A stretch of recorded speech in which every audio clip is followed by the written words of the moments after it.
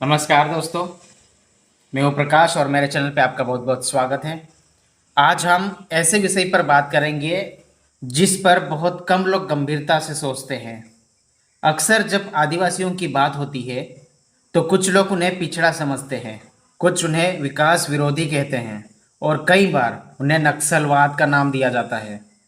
लेकिन सवाल ये है, क्या हर आदिवासी नक्सलवादी है या फिर आदिवासी समाज को समझे बिना उसके ऊपर आरोप लगा दिए जाते हैं। आइए हम इस विषय को गहराई से समझते हैं।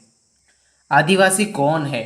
आदिवासी इस धरती के सबसे पहले समुदाय में से एक है। उनका जीवन जंगल, पहाड़, नदी और प्रकृति से जुड़ा है। उनके लिए जंगल सिर्फ लकड़ी का स्रोत नहीं है, जंगल उनका घर है, जंगल उनका कल्चर है, जंगल उनका आइडेंटिटी एंड लाइफ है। जिस जंगल को शहर का व्यक्ति सिर्फ साधन समझता है, उसी जंगल को आदिवासी अपनी माँ समझता है। क्या आदिवासी पहले से हमेशा खुश थे?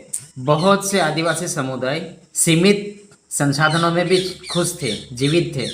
2 वक्त की रोटी, जंगल के फल, नदी का पानी और सामुदायिक जीवन।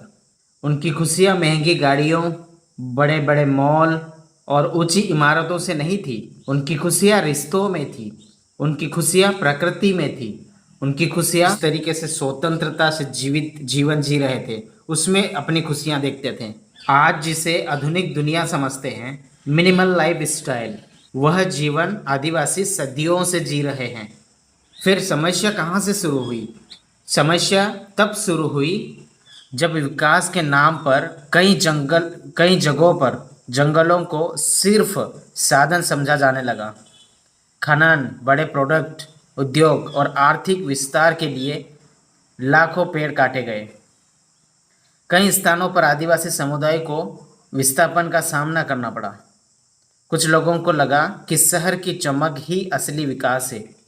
लेकिन सवाल यह है कि अगर कोई समुदाय अपनी संस्कृति, भाषा और पहचान खो दे तो क्या उसे विकास कहेंगे? नक्सलवाद और आदिवासी दोनों एक चीज़ नहीं है, यह समझना जरूरी है। हर आदिवासी नक्सलवादी नहीं होता और नक्सलवाद एक राजनीतिक और सुरक्षा से जटिल विषय है। किसी भी पूरे समुदाय को नक्सलवादी कह देना गलत है। भारत के करोड़ों आदिवासी मेहनत से जीवन जीते हैं। वे किसान हैं, वे मजदूर हैं, वे शिक्षक हैं, छात्र है, सैनिक है, सरकारी कर्मचारी है, समाज सेवी है।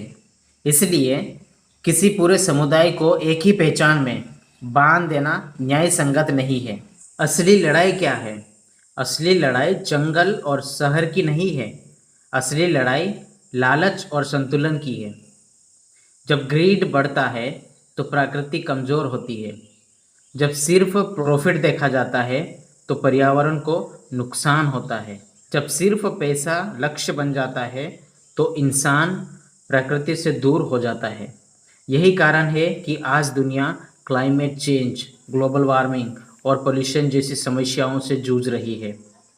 पर्यावरण बचाने में आदिवासियों से क्या सीख सकते हैं? आदिवासी समाज हमें कई महत्वपूर्ण बातें सिखाते हैं, जैसे जरूरत जितना उपयोग, प्रकृति का देह नहीं उपयोग करो, प्रकृति को संपत्ति नहीं जिम्मेदारी समझो, पेड़ सिर्फ लकड़ी नहीं है, वे पानी, हवा और जीवन का स्रोत है। सामुदायिक सोच, सिर्फ मैं नहीं हम वाली भावना होनी चाहिए। प्रकृति के साथ संतुलन, डेवलपमेंट एंड इन्वायरमेंट दोनों साथ होने चाहिए। आदिवासी समाज को कैसे सशक्त बनाया जा सकता है, उसके लिए बहुत सारे स्टेप्स उठाए जा सकते हैं। एजुकेशन, शिक्षा बहुत ज़रूरी है, लेकिन ऐसी शिक्षा जो उनकी संस्कृति मिटाए नहीं बल्कि उसे मजबूत करे। अवेयरनेस, अपने अधिकारों की जानकारी हो, कानून की जानकारी हो, सरकारी योजनाओं की जानकारी हो।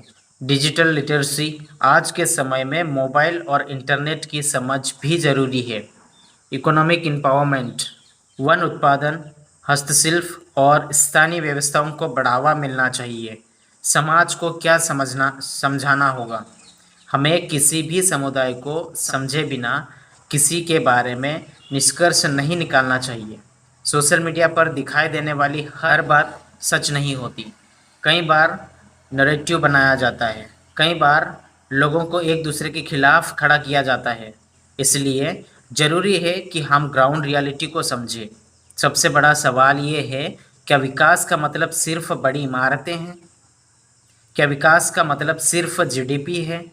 क्या विकास का मतलब सिर्फ पैसा है?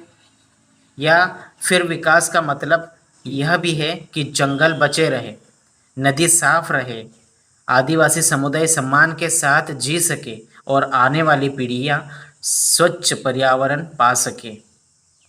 इस सवाल का जवाब हर नागरिक को खुद देना होगा। दोस्तों, प्रकृति को बचाना है तो जंगल बचाने होंगे, जंगल बचाने हैं तो जंगल से जुड़े लोगों को समझना होगा। आदिवासी समाज को दुश्मन नहीं, साझेदार की तरह देखना होगा। सच्चा विकास वही है जिसमें प्रकृति भी बची रहे और इंसानियत भी।